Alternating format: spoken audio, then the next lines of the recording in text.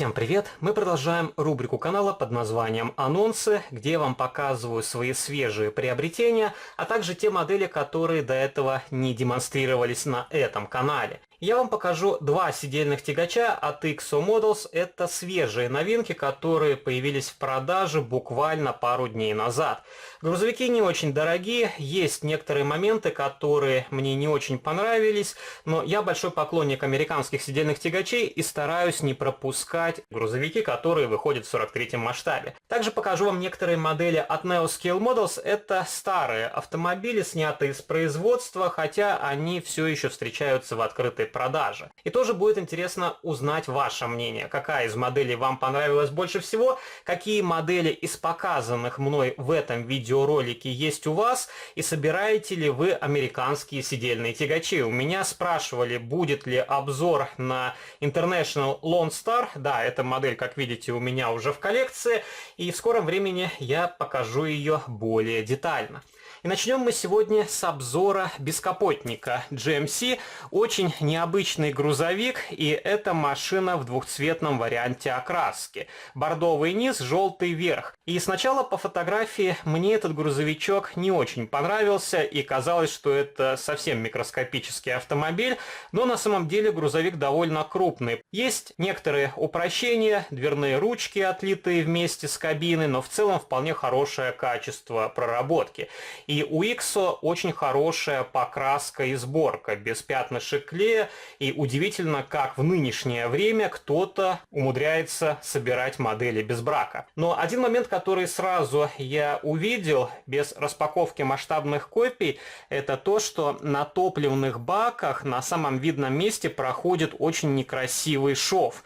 И такое решение мне напоминает продукцию костромских брендов «Автоистория», «Startscale Models», и можно было как-то иначе изготовить топливные баки. Конечно, вы можете сказать, это небольшая проблема, можно заделать шов, перекрасить топливный бак, но опять же это возня, лишнее время, затраты. Хочется просто приобрести масштабную копию и поставить ее на полку. Но с учетом цены на это изделие, это не слишком большая проблема. И не стоит забывать, что изначально эти грузовики заточены именно под журнальную серию, и в журнальной серии точно такой же GMC выходил в наборе с полуприцепом в другой схеме окраски, но уже говорил, журнальная серия у нас не выходит, приходится искать ее на аукционах, и по цене выгоднее купить более дорогую модель от XO и при желании найти отдельно для нее полуприцеп. Ну, вот такой грузовичок, который я хотел вам мельком показать в сегодняшнем видеоанонсе. Следующая масштабная копия — это International Lone Star. Огромный грузовик, мне казалось, что эта модель будет чуть меньше. Она еле-еле помещается в дисплей-кейс, очень тяжелая, тут огромный спальный отсек, и у машины, на мой взгляд, очень красивая схема окраски. Черный грузовик с серебристыми полосками, именно та схема окраски, которая встречается на рекламных плакатах. И, конечно, впоследствии XO перекрасит этот грузовик, выпустит его и в красном, возможно, в другом цвете, но мне понравился именно черный вариант, и машина смотрится очень нарядно из-за обилия хрома, и как раз хром контрастирует на черном цвете. И, конечно, хотелось бы к этому грузовику приобрести полуприцеп, но у XO пока что не очень большой выбор прицепного состава, и уже как-то говорил, эти полуприцепы, на мой взгляд, довольно сильно упрощены, но, тем не менее, вот такой грузовичок тоже я приобрел в свою коллекцию. В Европе эти модели как раз появились недавно в продаже, стоят 30-35 евро, в России они появятся, я думаю, через пару недель. И на этот грузовик я тоже постараюсь в ближайшее время сделать детальный видеообзор. И покажу вам легковушки, которые есть в моей коллекции. Первая модель — это Mercedes-Benz в 126-м кузове. Изначально это был вариант купе, но тюнинг-ателье его переработала в кабриолет. И машина именуется Mercedes-Benz BB Magic Top, и у этой машины интересное техническое решение. Металлическая крыша практически полностью убирается в багажный отсек. Очень необычный перламутровый цвет, ярко-синий салон, и в 80-е годы такой тюнинг был довольно популярным. И у этой модели вполне хорошая геометрия корпуса, узнается настоящий прототип.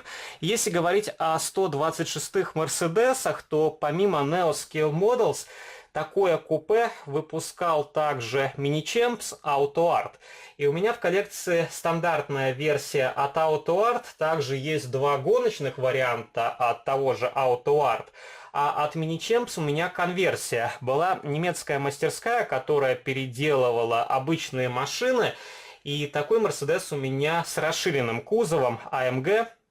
И у этой немецкой мастерской также предлагались BMW в тюнинг-исполнении Alpina, автомобили Ателье Koenig, и также были Mercedes в тюнинг-исполнении Brabus. Конечно, это довольно дорогие масштабные копии, но сделаны они вполне прилично. И следующий автомобильчик, который я вам покажу, это американский кабриолет 41 года Chevrolet Special Deluxe. Тоже вполне симпатичная масштабная копия, хотя к этому автомобилю у меня очень много замечаний. И самая первая проблема — это то, что данная масштабная копия не уровень Neo Scale Models. И у меня такое ощущение, что изначально эту модель затачивали под менее премиальный бренд Best of Show, но каким-то образом модель перекочевала в коробочке Neo Scale Models. Тут очень много упрощений, нетипичных для бренда Neo. Практически нету фототравления, ручки обозначены серебристой краской, и вместо хрома тут также детали покрыты серебристой краской, но серебро с очень мелким зерном, и из-за этого оно смотрится вполне симпатично. И это как будто не хром, а какой-то полированный алюминий. Но тем не менее модель имеет место быть в вашей коллекции, если вы большой поклонник американской техники, как я. И давно я делал обзор на похожий Chevrolet, только с кузовом типа купе, модель в черном цвете.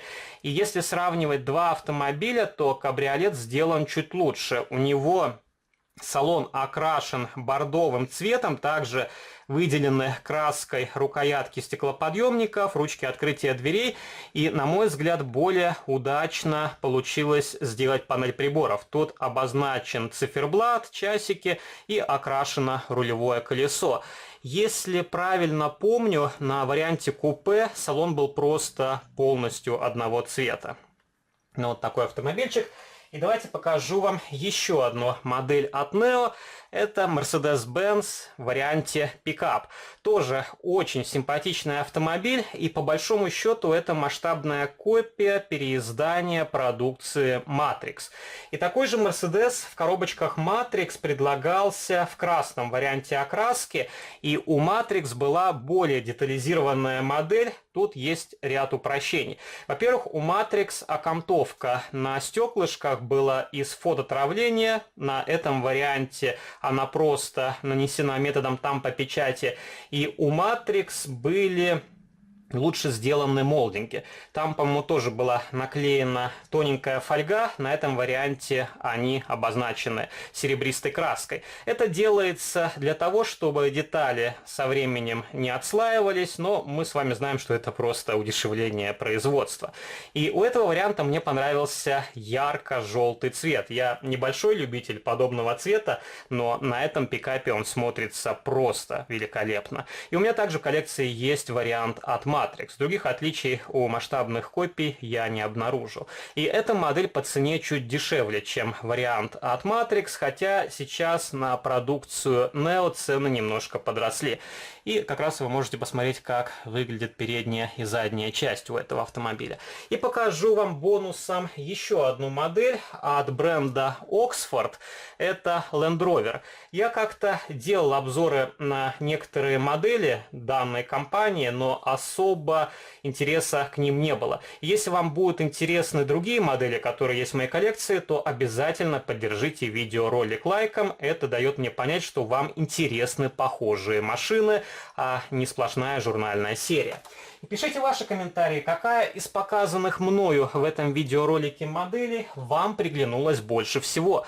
На какой автомобиль вы бы хотели раньше увидеть детальный видеообзор. Не забывайте поддержать данный видеоролик лайком, вступайте в мои группы в социальных сетях ВКонтакте и Фейсбуке, жмите на колокольчик и также подписывайтесь на мой второй канал, там тоже регулярно выкладываются разнообразные видеоролики на модели из моей коллекции. А на сегодня это все, до новых встреч.